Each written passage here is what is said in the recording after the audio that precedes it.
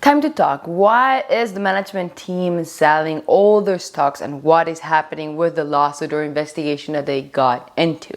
Hello everyone, welcome back to the channel. If you're new to my channel, which says that 68% of you watching are new and are not subscribed, please consider subscribing and smashing that like button since it really helps the channel out with the algorithm. So today we are going to try to explain everything that is happening around Wish, since I received a lot of comments on my last video of people asking what was happening, why they were selling all their shares, if they were not having confidence in their own company and all that. And we'll also talk about the investigation and my position in this company. Obviously, when you go to their investors relations website and find all these statements of change in beneficial ownership of securities, you start wondering, and even more when you open every single one of them on May 20th, and they all say that they sold shares at $8.36 per share. But I did some digging that wanted to share with you guys to understand all this. First, we have their general counsel and secretary that sold 55,000 shares, then the vice president of data science selling 12,000 shares, the CAO 10,000 shares, vice president of operations 17,000 shares, the CFO sold 187,000 shares, and lastly we have the CEO selling 497,000 shares. But that is not the only reason why people panicked. People panicked because when any of the management team sells any amount of shares, they also say how many they have left. As you can see here with the CFO, it says that he has left 836,992 shares of Class A after the transaction, but when you check out the CEO, it says zero, as if he sold everything he owned. The thing is that there is an explanation for that. But first, let me explain why they sold those shares. As you can see, first, they acquired those shares to sell them after, as they have a number one by the side of the amount of shares that they acquired. If you go down, it says, represents the number of shares of Class A common stocks that were acquired by the reporting person, in this case the CEO, upon conversion of Class B common stock shares for purpose of selling to cover tax withholding obligations in connection with the vesting and settlement of restricted stock unit.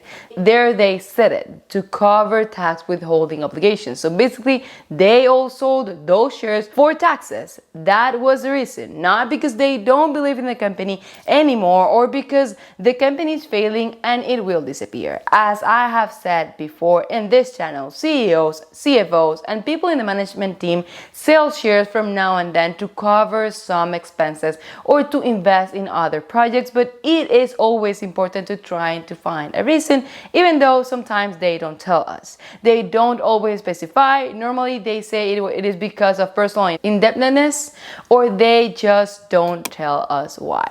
Now let's go to the alarming part where it seems like the CEO sold everything he has. Even though, yes, according to this, he has zero Class A common stocks after selling 497,000 shares, that is a catch. He does not have Class A common stocks because he has Class B common stocks. Why?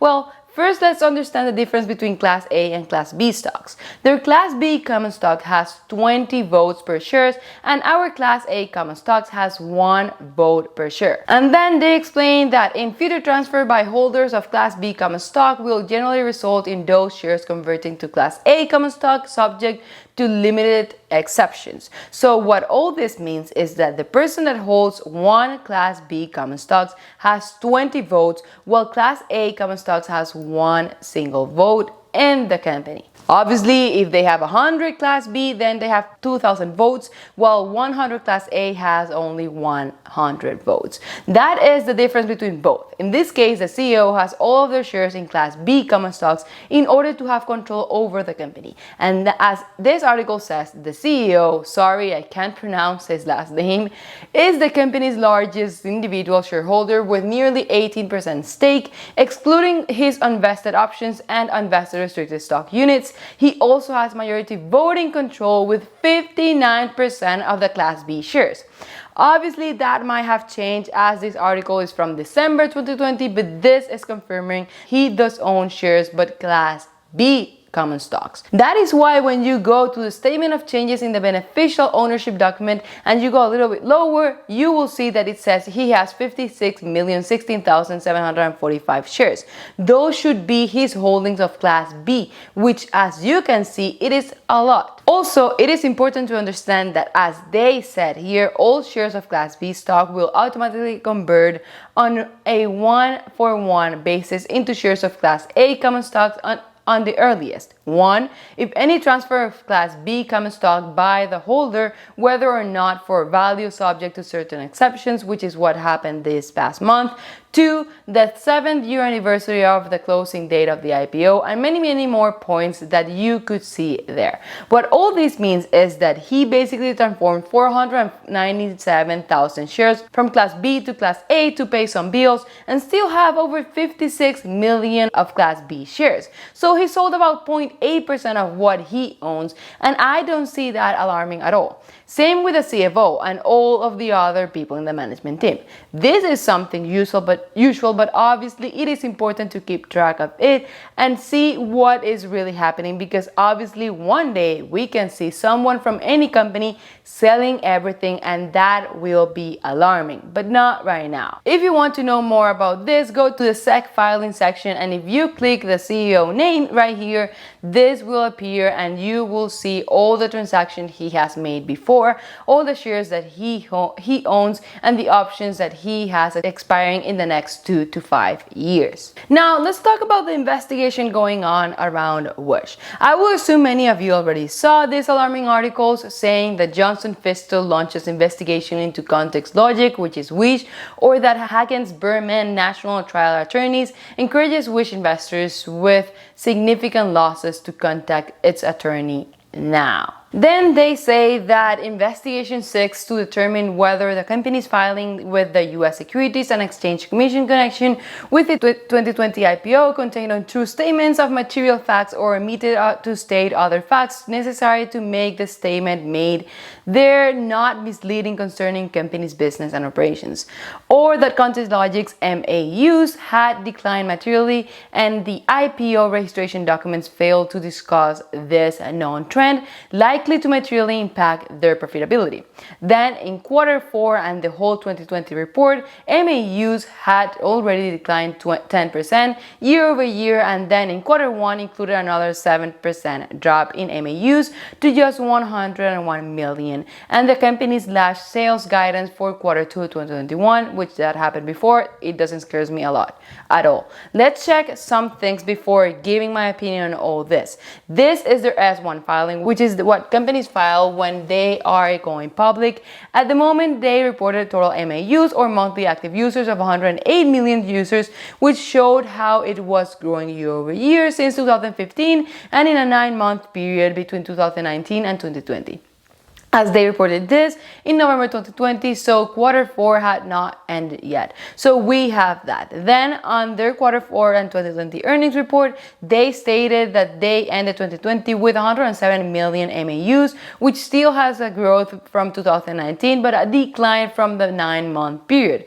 Lastly, in their Q1 earnings report, they ended Q1 with 101 million MAUs, just like the investigation says, which is certainly a drop year over year. So yes, their MAUs are dropping, but they did not hide that. They even mentioned in their S1 filing and 2020 earnings report that merchants on our platforms have in the past and may in the future engage in fictitious transactions or collaborate with third parties in order to artificially inflate their sales record and search results rankings. Such activity may frustrate other merchants by enabling the perpetrating merchants to be favored over legitimate merchants, and may harm users by misleading them to believe that a merchant is more reliable or trustworthy than the merchant actually is. Now, look at this. This activity may also result in inflated MAUs and other key metrics by which we measure our performance. Now, obviously, that is concerning. Them having merchants that have fictitious transactions might be scams, but they have told us before that they are working on that. And even I received a comment in my last video from a viewer, which if you're watching, thank you for watching and for leaving that comment. This person said that he has been a Wish seller since 2018 and that the company is improving many things. He mentions there also including cracking down illegal sellers, which will help them improve their matrix with time. Again, this is something that doesn't worry me at all. This happens with many companies. We saw this happening in March with Fubo TV and many other companies. I will keep tracking this, but I'm not worried at all right now. I would only worry if the SEC says something, but nothing has happened yet. What has happened is that the company saw an excellent growth year over year of Q1 with 75% growth, revenue growth year over year, which I thought was incredible, and that is what should matter the most. That we see the company continue with its growth and expansion. Still, I contacted those companies that are doing an investigation to see what they had to say. So I contacted the first company and I said, "Hello, Mr. Zimmerman, hope this email finds you well. I'm currently a Context Logic shareholder since December 23rd. I just read that the company is investigating potential security violations and breach of fiduciary duty claims against Context Logic. Could you please explain and send me more information about this issue? I will be waiting for your response. Thank you." His answer was, "Thank you for your note. Our investigation is into whether the company and/or management issued false or misleading statements in an effort to artificially inflate Wish stock price. If they did, that is a violation of U.S. securities laws, and shareholders are able to pursue claims against them, hoping to recoup some of the losses they suffer as a result of the alleged wrongdoing. How many shares did you purchase and how much have you lost? Regards, Jonathan."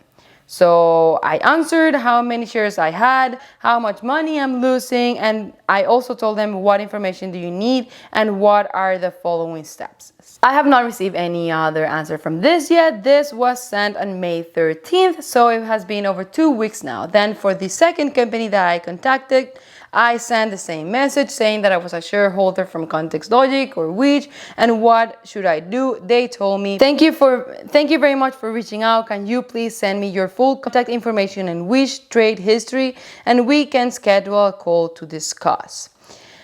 My answer to this was, please find attached the request trade history. Let me know when we can have a call. And I sent a screenshot of every trade history, of every trade that I've done with this company, the options, the stocks and everything. This was also sent on March 13th and I have not received an answer for this yet. I'm not saying they're not going to answer, but I am saying that 2 weeks have passed and I have not received anything.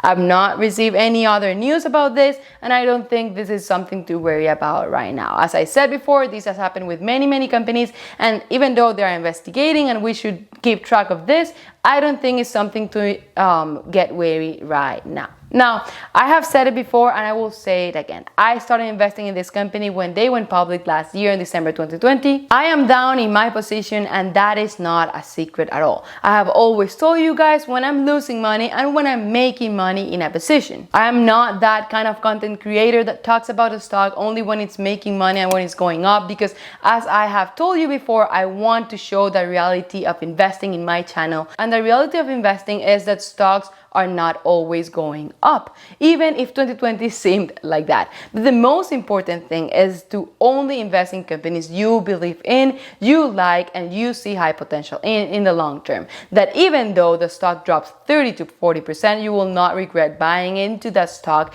And that is what I have tried to do since I started investing. I might be wrong sometimes, but everyone goes through that. I'm just making that clear. As I'm investing in Wish, I'm buying more little by little every time I can, and every time it drops, like today is dropping.